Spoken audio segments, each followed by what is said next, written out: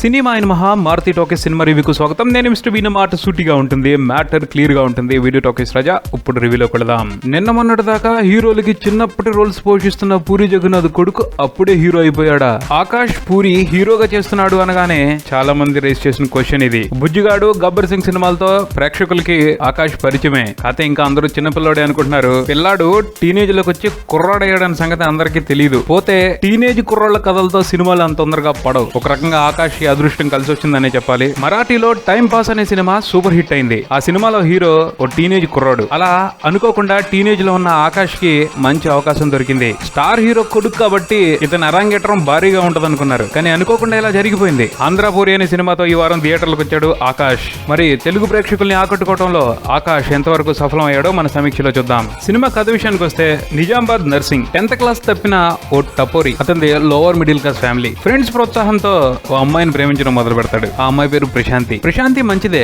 కానీ ఆవిడ నాన్నే తేడా. మొదట్లో ప్రశాంతి నర్సింగ్ ని పెద్దగా పట్టించుకోదు. కానీ మనోడు ఊరుకుంటాడా?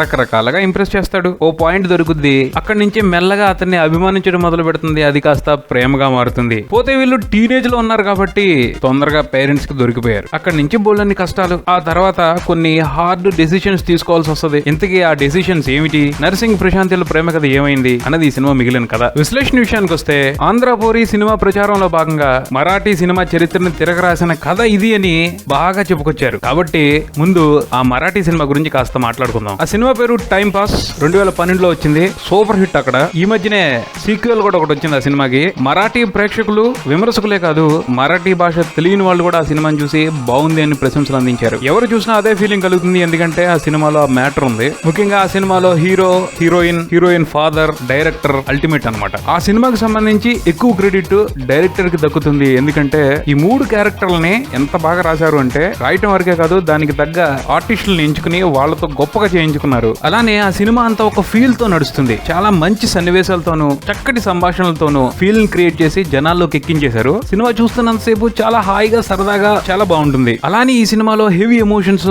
బీభత్సమైన ట్విస్టులు ఏమీ ఉండవు. సింపుల్ స్టోరీ, సింపుల్ ఎమోషన్స్ చాలా రియలిస్టిక్ గా అనిపిస్తా ఉంటే మన చుట్టుపక్కల జరుగుతుంది ఈ కథ అన్న ఫీల్ ఉంటుంది. పోతే ఆ రకమైన ఫీల్ ని రాబట్టడం మామూలు విషయం కాదు. సింపుల్ గా సెన్సిబిలిటీస్ ని ఆకట్టుకునేట్టు చెప్పాలి అంటే ఆ దర్శకుడికి ఆ కథ మీద, ఫీలింగ్స్ మీద బోల్డంత పట్టు ఉండాలి. అలానే ఆ సినిమాలో కనిపించే ఫీలింగ్స్ ప్రత్యేకంగా ఆ దర్శకుడివి అయి ఉంటాయి. అంటే ఆయన అనుభవించిన వాటినో లేదా చాలా దగ్గరగా అబ్జర్వ్ చేసిన వాటినో తెర మీద తీసుకొచ్చారు అనుకోవచ్చు. అలాంటి ఫీలింగ్స్ ని వేరే వాళ్ళు అడాప్ట్ చేసుకోవటం చాలా కష్టం. ఎందుకంటే ఒరిజినల్ గా ఫీల్ అయిన వ్యక్తి తీసుకొచ్చిన ఫీలింగ్స్ ని అడాప్ట్ చేసుకున్న వ్యక్తి తీసుకురావటం కొంచెం కష్టమే. ఎందుకంటే ఏ ఇద్దరు వ్యక్తుల ఫీలింగ్స్ ఒకే రకంగా ఉండవు. ఆ ప్రకారం చూసుకుంటే ఈ టైం పాస్ లాంటి సినిమాలను రీమేక్ చేయటం ఓ సాహసమే అవుతుంది. ఎట్టాగో ఇష్టపడి సాహసం చేసిన ఒరిజినల్ ఫీలింగ్స్ ని రాబట్టడం అంత ఈజీ అయిన విషయం కాదు. ఈ ఆంధ్రపూరి విషయంలో కూడా ఈ పొరపాటు పక్కాగా జరిగింది. ఆంధ్రపూరి దర్శకుడు రాజ్ ముద్రాస్ టైం పాస్ సినిమాలో ఉన్న కథని అడాప్ట్ చేసుకోగలిగారు, కానీ అందులో ఉన్న ఫీలింగ్స్ ని ప్రాపర్ గా అడాప్ట్ చేసుకోలేకపోయారు. కేవలం ఆ కథలో ఫన్ మాత్రమే ఉందనుకున్నారు. కాదు, ఓ తెలియని అందమైన